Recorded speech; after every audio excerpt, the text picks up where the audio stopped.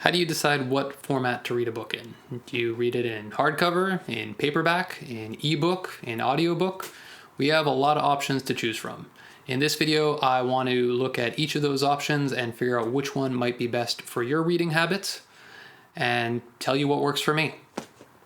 What's up, readers? I'm Adam, aka A Dude Who Reads, and today we're going to talk a little bit about reading formats. And to get this out of the way right away, I am going to spoil the ending for you and let you know that I read in all of the above: hardcover, paperback, ebooks, and audiobooks. I use them all. However, the way that I use each of those formats is different depending on what I'm reading. I believe that different formats have different benefits and that they lend themselves better to certain types of reading. And so in this video, what I want to do is go through each of the formats, talk about what they're good for, what they're not as good for, and hopefully through the course of this, you'll get a few ideas about how maybe to tailor the formats that you're reading to your specific reading habits and the types of books that you read, or at least that's my hope. So with that being said, let's jump into it, and we're going to start right off the bat with hardcover books. So hardcover books are probably the type of book that I personally read the least. There's definitely a lot of benefits to hardcover books. First and foremost, they are the prettiest. You have beautiful hardcover books. They look amazing on a shelf. My collection of books is nowhere near as pretty as some of the collections that you will see elsewhere on YouTube or in the wild. And that's because a lot of the books that I have on my shelf are paperback. They're not special editions, but I don't consider myself a book collector per se. If you collect books, if the aesthetic feel of a book to you is as important as the content of that book, which by the way is completely okay, then you probably are going to be looking for hardcovers and, even beyond that, special editions of hardcovers. I personally, there's usually two reasons why I will have a hardcover. First is it will either be something that was gifted to me, and so I keep that book because it was a gift and it means something to me, and so for that very reason I hang on to them. The other reason I might have a hardcover is because there are certain things that are important enough to me that I wanted a really beautiful sort of memento or keepsake of it, because it is meaningful to me just as an item in and of itself. It's not going to be a book that I necessarily will read all that often, to be perfectly frank. And oftentimes I'll buy hardcovers of books that I have already read, or a lot of times the hardcovers that I own are collections. For example, I've got over on my bookshelf the Ernest Hemingway short stories collections as a bound hardcover. I have the David Foster Wallace Reader, which collects a lot of his nonfiction and fiction works. The downsides to them is the fact that they are by far the least practical version of any book, right? Hardcovers are heavy, they're the most difficult to hold. If you're traveling and you're packing a whole bunch of hardcover books, your bags are going to start to get heavy. The other thing that I am not crazy about with hardcovers is that I personally believe that owning a book and really sort of taking ownership of that book also means being able to write in it, bend it, break the spine, bend the corners, highlight, write in the margins. To me, that is part of owning a book. That's how I internalize a book. Something about how beautiful a hardcover is just makes me sort of step back from that and makes me not want to do it. And so for that reason and that reason alone, I tend to stay away from hardcovers, because I will feel bad sort of defacing such a beautiful sort of piece of art, if you will, whereas I don't have that same sort of qualm with a paperback. So that being said, hardcovers, like I said, if you're a collector or if you want a book to keep as a memento or a keepsake, or even something that you are going to pass on, hardcovers definitely a great option. But if you're someone like me who likes to really kind of beat up your books, likes to bring them with you everywhere, likes to write inside them, maybe spending that much money on something that you know that you are going to beat up, not the best idea. Next up, we have paperbacks. Now, that's the obvious continuation from hardcovers, and for the purposes of this video, I'm not really going to distinguish in terms of types of different paperbacks. I will say that I don't really buy a whole lot of mass market paperbacks. I tend to prefer a sort of more sturdy paperbacks, just because mass market paperbacks, which are sort of kind of the smaller versions of paperbacks, cheaper paper, and usually a cheaper cover price, those tend to be almost disposable books. After you've read them a couple of times, they start to fall apart. The pages will start to come out. They'll get really yellowish. And so I don't tend to buy a ton of those. Even if I don't keep a lot of the books that I read, I do tend to, at the very least, donate them or pass them off to someone else. And I don't necessarily want to buy something that's only going to be good for a couple of read-throughs and pass it off. And so when I do buy paperbacks, I tend to buy paperbacks that are slightly better quality. Now, that being said, even a better quality paperback is still going to be much cheaper than a hardcover. And the reason that I like paperbacks, and this is the format that I do most of my reading in, is because despite the fact that paperbacks are not as convenient as something like an ebook, they are still, to me, sort of the ultimate reading experience. Something about the tactile feel of a paperback, the feeling of the paper between my fingers, the ability to kind of hold a book and to bend a book, and to even mark up a book by writing in ink or in pencil on the pages of a book. To me, that is all part of the experience of reading, and it's part of the experience of reading that I really enjoy. Maybe it's a function of sort of my age and the fact that I grew up reading paper books.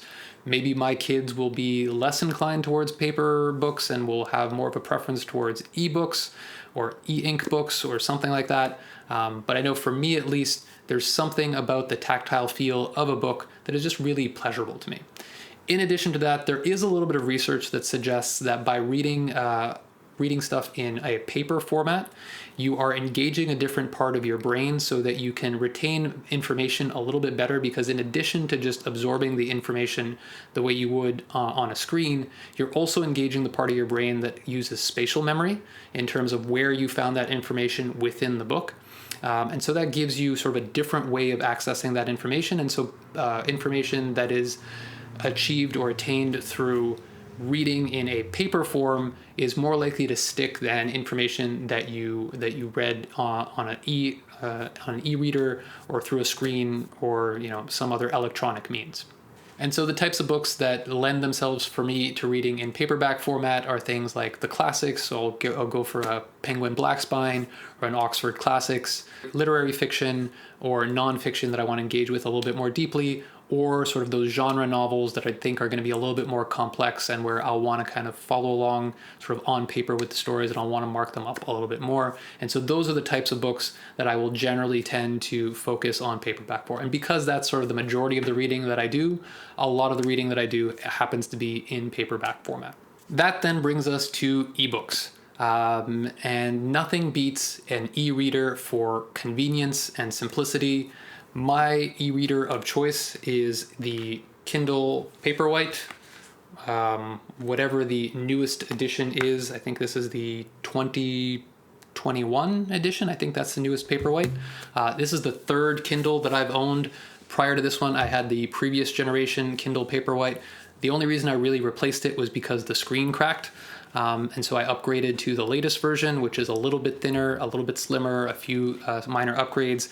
One of the advantages of the newer Paperwhite, in addition to having a nicer screen, is that because it's a little bit smaller and a little bit thinner, I was able to add this case to it so that now it's about the size of my old Kindle, but in addition, it's got some protection, and so it won't crack when I throw it in my bag like my old Kindle did. So that's definitely a bonus. By the way, in case you're wondering, I don't even know what kind of case this is. This is not the official Amazon case for the Paperwhite. It's one of those third-party generic ones that had a pretty good rating on Amazon, and it fits really, really well. I like the texture. I like how solid it is. I like the fact that as soon as I open the cover, it immediately goes to the page that I was reading, and when I close the cover, it turns off. So yeah, not a sponsored product review or anything, but definitely I enjoy this. And the first Kindle that I ever owned was the Kindle with the tactile buttons. This goes back a little ways, and I will tell you, it did take me a while to get used to the Kindle with just the electronic screen. I missed being able to sort of follow along on the screen with my finger, because I do tend to read using my finger to sort of guide my place on a page. Obviously, with a touchscreen, that tends to make you change pages when you don't mean to. There is a setting on the Kindle, by the way, where you can actually turn that off, and so in order to change pages, it makes it a little bit more deliberate, so you can, in theory, use your finger to follow on the page. Over time, I've just gotten used to it. So either I will kind of keep my finger a little bit above the page, or I'll use the back of a pen to sort of trace where I'm going. Either way, I've gotten used to reading on an e-reader. And I do a decent amount of my reading on an e-reader. So if I said most of my reading is on a paperback, but I do a decent amount of reading on an e-reader, what does that leave for the e-reader? Well, the type of reading I generally tend to do on an e-reader is stuff that I'm doing more for just sort of general enjoyment. And that will be stuff like genre fiction reading. And so, a lot of the fantasy books that I will read, I'll read in e-reader format. It has the added benefit of being really lightweight. So rather than bringing a 1,000 page book into bed with me and then falling asleep and having a giant book smack me in the face, which has happened, I get to bring this tiny little thing, which has the added benefit of being backlit, so I don't need to mess around with stupid little reading lights, all of which are terrible. I don't understand how we can be in the 21st century and no one has managed to create a portable reading light that actually works really well. But regardless, the e-reader fixes that problem, and so for sort of genre fiction, definitely a good solve. The other reason I will reach for my e-reader is if I know that I'm going to be traveling a lot and I have a lot of books that I want to bring with me, rather than buying a whole bunch of physical books and throwing them into my carry-on, because I will always travel carry-on only. I hate checking baggage. I'll instead load them all up on an e-reader and just throw this in my bag, and with a 60-hour battery life or whatever it is, I can read through an entire trip, potentially multiple books, and it will only have cost me, a few ounces of weight. So for all those reasons, there's definitely benefits to reading through an e-reader. But like I said earlier, if it's a type of book where I really want to engage with the book, where I want to make sure that I'm pulling the maximum amount out of it in terms of learning, I still prefer marking up paper, even though the Kindle has the highlighting functions and the note-taking functions. I still don't find that I can absorb as much when I'm doing that on a screen as when I'm marking up an actual physical book. But for convenience, nothing beats the e-reader. Also, the fact that it syncs between devices, so even if I forget my Kindle at home, I can pull out my phone and launch the Kindle app and be at the exact same place as I was when I was reading on my Kindle, do the same thing with my iPad or even on my computer. It's just, for convenience sake, nothing beats an e-reader. And there are some books where, it's not all about absorbing information or doing deep literary analysis. It's just enjoyable. It's just to kill time. It's just to have a good time. And for those kinds of books, e-readers are just frankly unbeatable. And lastly, we have audiobooks. So before we go on with audiobooks, I think we need to settle a little bit of a debate. And that debate is listening to an audiobook still reading? Well, frankly, guys, I'm sorry to say this, but it's not. I mean, most of us who are watching this video are probably word nerds, which means that if you are, you're a little bit pedantic about what words mean, and the meaning of the word reading does not include listening to an audiobook. I'm sorry, but that's just the definition of reading. That being said, hold on a second. The counter argument to that is, so what? Who cares? Right? We're not here to be the reading police. If you enjoy listening to audiobooks rather than reading on paper, that is completely okay. Just because I said listening to an audiobook is not reading, that doesn't mean it's not valid. You can still listen to audiobooks. You can still count those books towards the number of books that you call it consumed in a year. I don't care. No one really cares. So if you like audiobooks, you do you. Enjoy audiobooks. It is what it is, right? So now that we've got that out of the way, let's talk about audiobooks, what they're good for, and when I personally use audiobooks in sort of my reading journey, however you want to define reading, right? So we've talked about how I use paper books. We talked about how I use ebooks. What does that leave for audiobooks? Well, audiobooks really are those books where for the most part, I'm looking at books where I am only consuming them for personal enjoyment and for the story. A really great example of this is I tend to read really long sort of genre fiction. So things like reading Brandon Sanderson in book format is enjoyable. Listening to Brandon Sanderson's ebooks, audiobooks, is just as enjoyable, sometimes even more enjoyable, right? You've got the added benefit of the fact that If you're an Audible subscriber, the same 1 credit you would spend to kind of buy a 10-hour self-help book is the same credit you would spend on getting 55-hour Brandon Sanderson audiobooks. And so to me, bang for your buck wise, it is just, hard to beat. There's a whole conversation that we could have about Audible's place in the market and whether or not it's fair. That's a different conversation that I will leave for a different video. The types of books that audio is good for are those books that don't require a ton of intellectual concentration, books that I can sort of enjoy passively and still get a lot out of from a pure sort of entertainment perspective. So to me, listening to audiobooks is more of a form of entertainment than it is necessarily something that I'm going to do for learning or for sort of deep intellectual practice, right? Now, that being said, there are ways that you can use audio for learning purposes. I personally don't think that just listening to an audiobook is going to be as effective as reading, and there is some research to back this up. However, if you pair listening to an audiobook with reading, that can actually be incredibly beneficial. Also, if you listen to an audiobook, but then also take the time to reflect on what you've just heard, take notes, maybe do some journaling, that can also be an incredibly effective learning method. So while I use audiobooks mostly for entertainment purposes, there are most definitely ways that people can use audiobooks for learning purposes.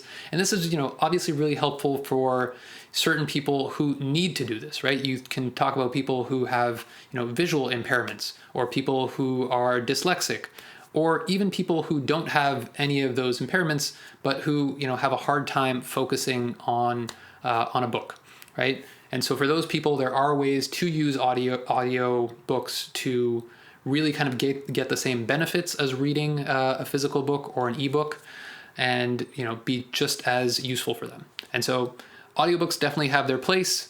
Again, do I think it's reading on a purely technical definition of the word reading? No, I don't think it is. Do I think that matters? No, I absolutely don't think that it matters. Audio is different from reading, but it also has its own benefits. And so I think it needs to be used in that way. And that's it. That's how I use different book formats. I'd love to hear from you down in the comments below how you use different book formats. Do you have a preferred format? Do you use different formats for different things? Let's talk about it. Let's drop me a line in the comments below. And until next time, happy reading, and we'll chat soon. Cheers.